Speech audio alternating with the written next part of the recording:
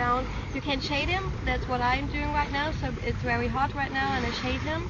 So that's not so much fun. But you see, he smells the sea. He knows that there is the sea. He's going to make it. I thought they only did this at night.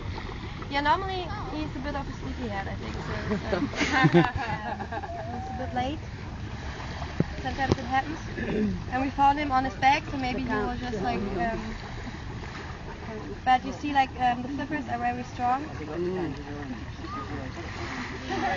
Yeah, I know they're really cute, and I totally understand.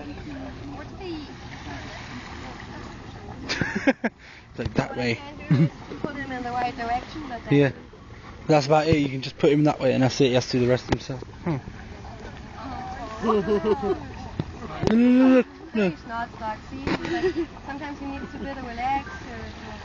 I thought these came down at night. Yeah, they come in serious bit late. No, I can't.